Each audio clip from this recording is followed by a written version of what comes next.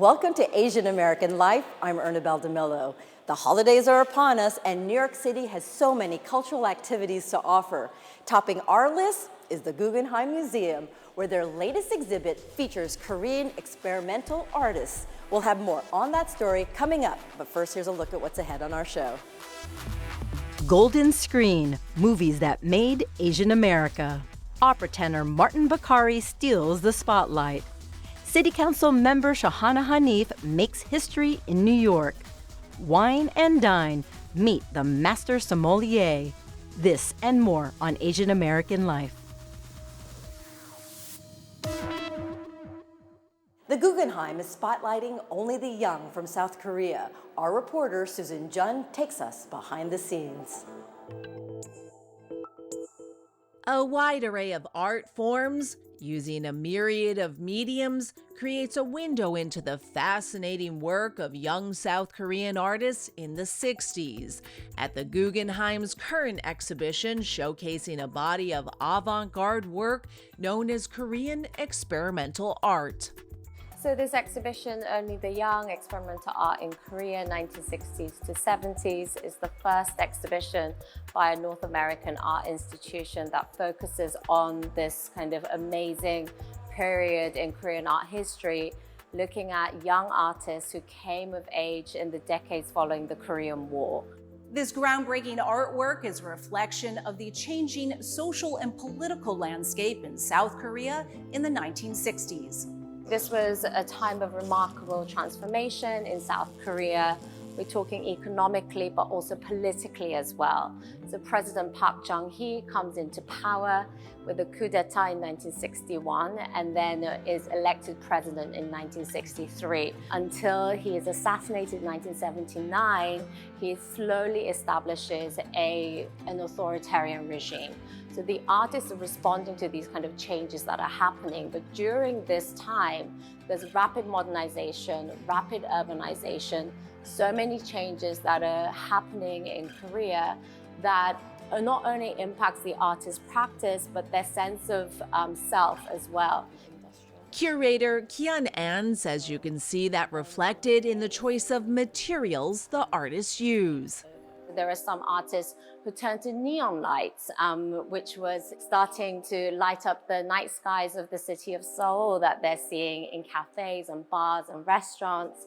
Same as barbed wire, a work by Ha Jung-hyun in the Guggenheim collection uses barbed wire over jute, which is kind of this rough material. And barbed wire would have been a very familiar material to many Koreans living in Seoul, where it would have adorned the military barracks of the US Army that was so present in Korea at the time. Along with new materials came new methods of expression like performance art and installations, art forms that use the body in a way that Korean artists had never done before and were completely different from the academic approach to traditional painting and sculpture of the 50s. These experimental artists in the 60s and 70s, they no longer believe that informel, it represents the urgency that they want to embody in their practice, and starts rejecting that and start looking for something new. So what are they searching for? They're searching for new materials, new processes, and they look to not only their surroundings, but also to new visual languages that are being introduced through the wide circulation of print media, art that's happening outside Korea, in Europe, in America, in Japan. They're looking and gleaning those kind of new languages, but then digesting it and making it their own. An anti-establishment art movement that was met with resistance. They bristled with the authorities at the time. A prime example would be artist Kim Gu-rim, whose performances as part of the group, the fourth group, but also as an individual artist, were met with hostility by not only the existing art establishments, but also, I would say, the police. And there's actually stories of him being trailed by the Korean CIA, his family even being interrogated. So there was that kind of censorship and repression from the state. The exhibition, which is a collaboration with the National Museum of Modern and Contemporary Art in Korea, includes 80 works from 28 artists, works that reflect on a changing Korea. Sungnoon Kyung's an upside-down map of the world, which is a map of the world in '74 that he has literally cut out in different fragments. And so you have the skeletal frame of the map hanging, and then on the ground below it, he's relayed all those fragments in different order so that the map is no longer legible, and it's him reimagining a new world order. But then the new world order, that whatever order it is that you reimagine, it gets trapped again in a frame. It's a very interesting way to think about how artists were thinking about their own disposition within a global context. Another important work is Chung Gang-ja's Kiss Me, an amazing sculpture by a woman artist, almost kind of garishly painted pair of lips, very huge. And then there's these clenched teeth in between these lips, and the teeth are holding a severed head of a woman and a domestic use rubber glove that you often associate with, let's say, washing dishes. The fact that the artist is thinking about this kind of, contradiction that women at the time faced, to be a good mother, to be a good wife, to be a good daughter, these Confucian ideals, but then at the same time grappling with this kind of more modernizing, sense of identity. We'll begin. As a special part of the exhibition, some of the artists still living are taking part in a performance series, like Lee Kong-young, who came from Korea to perform his work called Snail Scallop. This innovative and provocative art of a generation will be on view at the Guggenheim until January 7th. For Asian American Life, I'm Susan Jun. I'm Kyung. My conversation with the New York Times bestselling author Jeff Yang on his new book that dives into the history of the films that have shaped Asian America. These people aren't just rich, they're crazy rich.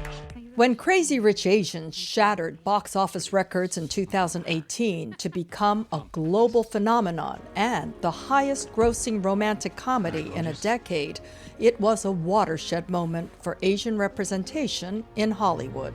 One of the things I think that movies like Crazy Rich Asian do is by bringing together a lot of different Asian American characters on screen at once, it removes the sort of responsibility for any one person to carry the whole narrative. It means that you can have people who are clowns and people who are villains and people who are heroes, people who are romantic leads. So having more of us on screen at the same time opens up the ability for us to move beyond stereotypes and to be seen as complex human beings. Jeff Yang is an author, journalist, and expert on Asian American pop culture. His latest book, The Golden Screen, highlights more than 130 films spanning the past century and includes commentary by Asian American trailblazers in the world of film. What I really wanted to do was a book not about creating movies, about making movies, or even acting in them, but a book about watching them. A book about how when we see movies, we see ourselves, or don't, as the case may be, and the process by which that changes us and the world. Movies make us, right? But movies also make society. And based on perception, based on the things that we see on screen, people see things about us that change how they behave towards us. Which is why the book also includes films that feature storylines and characters that are cringeworthy stereotypes of Asian Americans, from Mickey Rooney's yellow-faced, buck-toothed portrayal of Mr. Yunioshi in Breakfast at Tiffany's to the social misfit Long Duck Dong in 16 Candles. This book is about 138 films that are part of thousands of films, really, that help to make who we are. Not all of them are good, not all of them are even watchable in some ways, but all of them are and were relevant in some small or big way to a part of our community and to the way in which the world around our community sees us. And in order to make sure that the book really is about this this notion of seeing and being seen.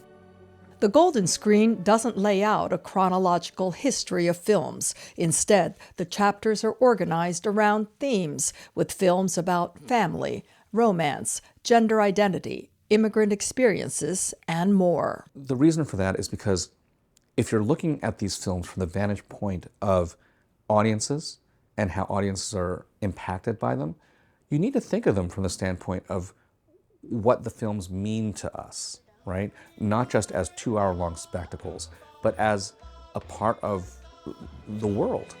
And having a chapter about the evolution of the Asian American family story from the very beginning to the present helps show the way that society has changed.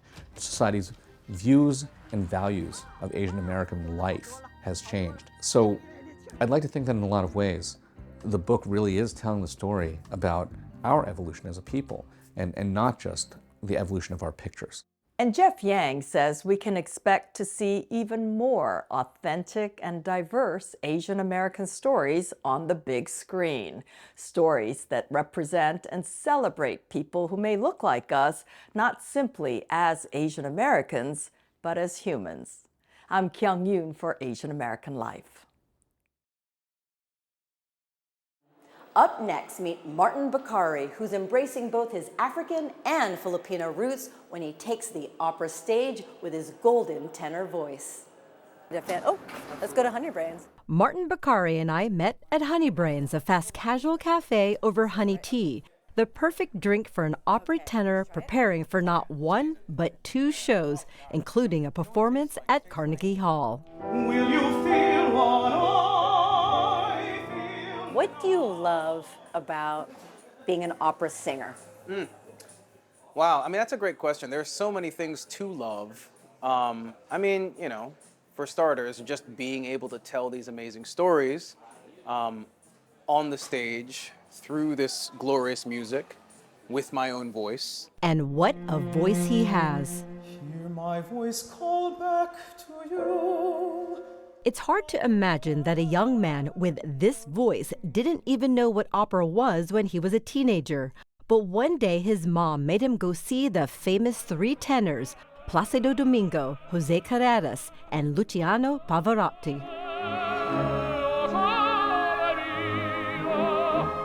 My mom likes to say that I was slouching in my chair like any teenager would, and then as soon as Luciano Pavarotti opened his mouth, I quickly sat up in my chair at attention, because, I mean, I do remember how enthralling the vocalism was. To hear that for the first time, I had never heard it in person. The performance was apparently not originally scheduled, and it was actually the last performance they ever did together. And my mom and I like to say that they came to Ohio specifically to recruit me. But it wasn't until he saw baritone Lester Lynch perform when he thought to himself, hey, I can do this.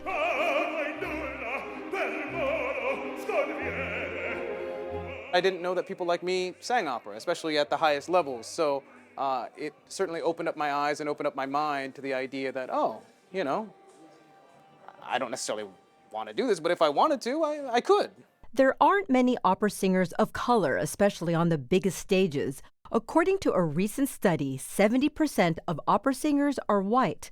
Bakari knows that when he is on stage, he's more than just a tenor with a soaring voice, but admits being a role model can sometimes be tough. It's a very exhausting burden to carry sometimes, when I just want to, I don't want to be representative of an entire community, or in my case, a couple of different communities. I just want to live as Martin. But at the same time, it's also an opportunity that I cherish, because I think that I have the opportunity to not only inspire people who are like me, but also, frankly, and I wish that I didn't have to do this, but change the minds of people who might have a certain idea of what black men are like, or what Filipinos are like, or whatever the case may be. Bakari, whose mom is Filipino and dad is Tanzanian, grew up with his siblings in rural Ohio. He credits his small-town roots for supporting his big city dreams. A wonderful experience growing up in Yellow Springs. I often say that had I grown up in virtually any other town in that area, I'd probably be doing something very different with my life, because it's a town that is very encouraging of young people to do what it is that they love, and great love for the arts. Bakari studied music education at Boston University. In 2013, he went to Juilliard on a scholarship where he got his master's in performance. He found himself booking work immediately. Bakari has performed on some of the world's biggest stages, from Carnegie Hall to the Kennedy Center to the Atlanta Opera. Along with singing in some of his favorite classical operas, Bakari has performed in critically acclaimed new works, including Charlie Parker's Yardbird at New Orleans and Dayton Operas. I chose you, my horn. I love to blow you sweet. I chose you, my horn. I don't believe. I'm Ernabel Demillo for Asian American Life. I'm Vivian Lee. In this edition of Asian Americans Lifting New York, we spend some time with Brooklyn College alum Shahana Hanif, the first Muslim American woman elected to New York City Council. I do get to help shape a narrative that hasn't been seen yet, that hasn't been witnessed. City Council member Shahana Hanif's mission to make New York more democratic and tolerant begins with her family's story in Kensington, Brooklyn. The first woman elected to City Council to represent her Brooklyn district, Hanif successfully campaigned to co-name Kensington Little Bangladesh. It's a nod to where her parents emigrated from and to the community that nurtured her. They're so proud and that we would be living in Brooklyn and that their daughter would be an elected official. It is beyond our greatest fantasies.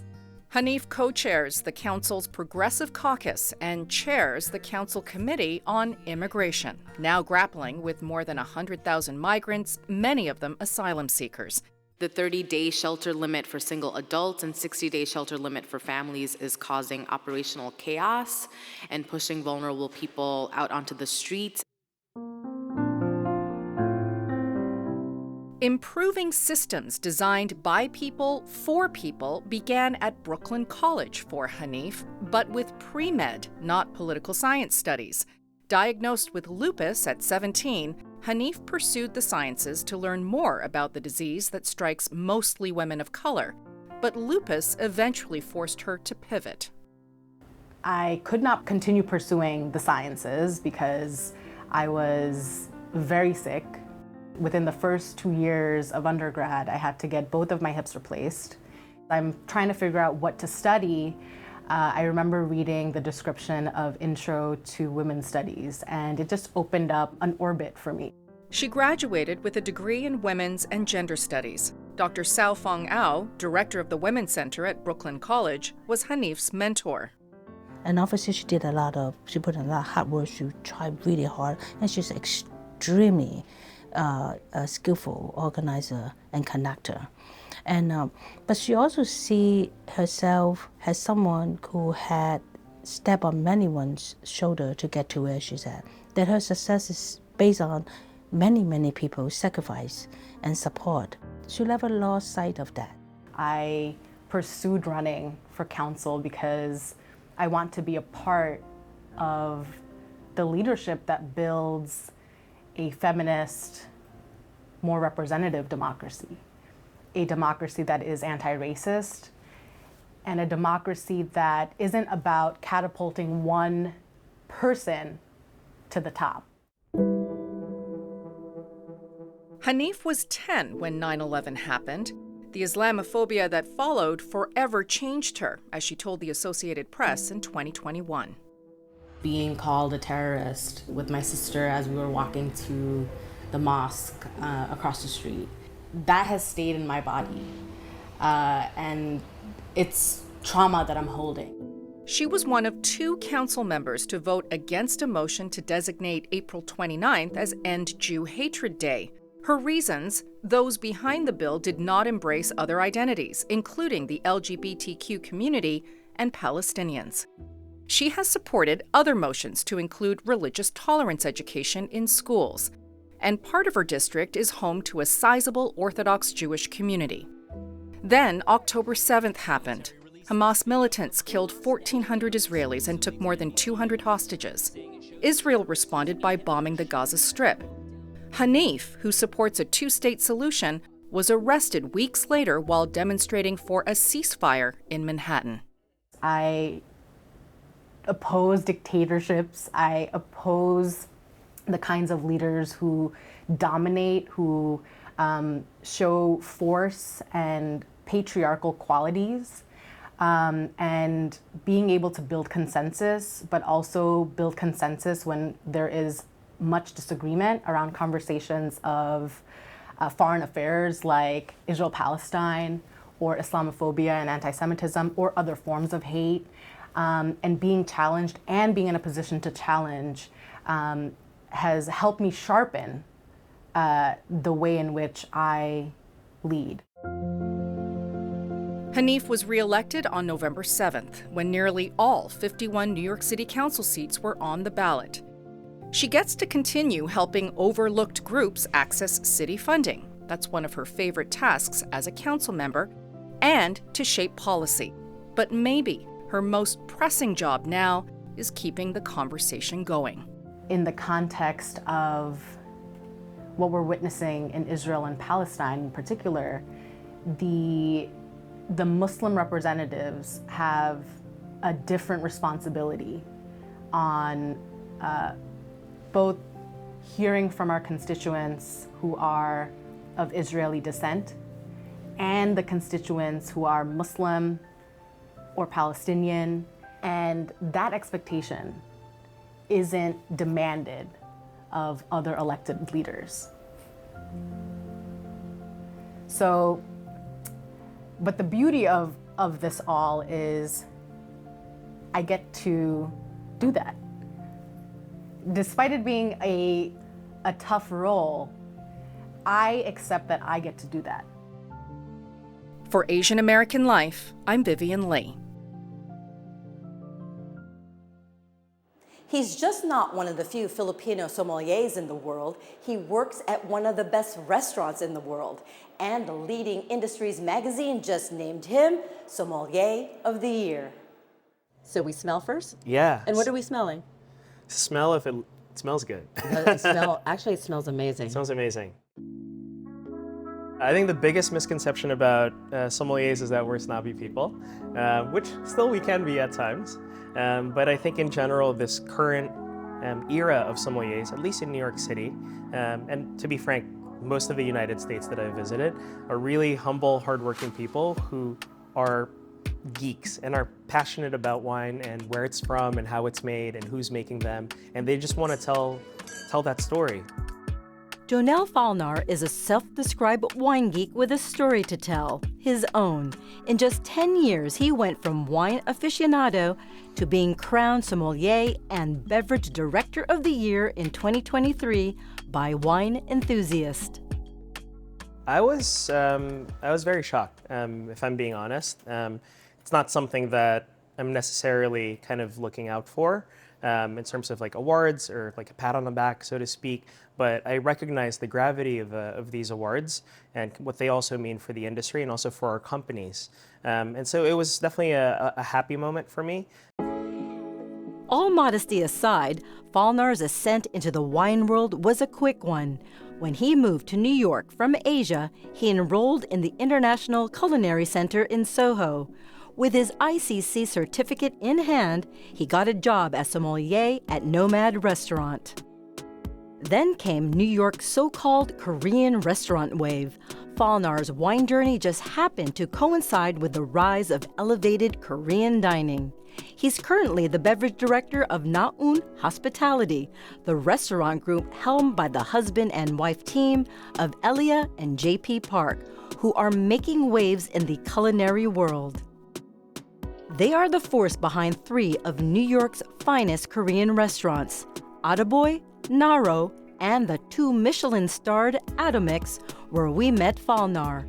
Atomix was named the top 8th restaurant in the world. You heard me right, the world, with Faelnar making sure the chef's menu is complemented with the perfect glass of wine. So this is the Shisto Cru 2019, and I love this wine personally, and so it's one of the gems in our cellar that we kind of try to get here and there when we can have it. Faelnar didn't set out to be a sommelier. Born and raised in the Philippines, he studied business in college. After graduation, he moved to Tokyo and worked in retail. So I was living in Japan for about 1.5 years, and I was living alone. It was my first job outside of university. And I really just kind of picked out a few bottles of wine from a normal wine shop and just started enjoying it with friends. It wasn't until he moved to New York that he actually thought about it as a profession. What did your family think when you told them that you were, thinking about this career path? That is such a great question. Sorry, Mom. No, I think there was definitely some hesitation in the very beginning, especially with my parents not understanding why I wanted to get into wine or the restaurant industry as a whole. Wine culture has long been rooted in Europe and white America, from the vineyards to consumption to the custom of food pairings. In fact, less than 10% of the master sommeliers in the world are Asian. But the industry is starting to shift as more Asian and Asian Americans pursue careers as professional stewards of wine. Wine enthusiasts just featured the rising Filipino sommeliers, including Ana Cristina Cabrales, who we featured in 2019. And this year's Master Sommelier class of inductees was the most diverse in history, including an Asian American and a Pacific Islander. And many, like Faelnar, are being acknowledged for their work. He has garnered awards from Best New Sommelier to Rising Star Sommelier, and he knows full well the impact he has on the next generation, as he recalls a recent meeting with a young person who called him a role model. I'd never thought I would be representing, our country in a certain way, but it was a powerful moment where thank you for saying that. It's great that you can feel inspired because I'm doing okay in what I'm doing. What's next for Faelnar? Well, pour yourself a glass. This wine connoisseur still has a lot of stories to tell. Let's toast to that. I'm Ernabel Demillo for Asian American Life. And that's our show for now. Be sure to visit the Guggenheim and the exhibit Only the Young. And follow us on Facebook, Instagram, and TikTok at Asian American Life. I'm Ernabel Demillo. We'll see you next time.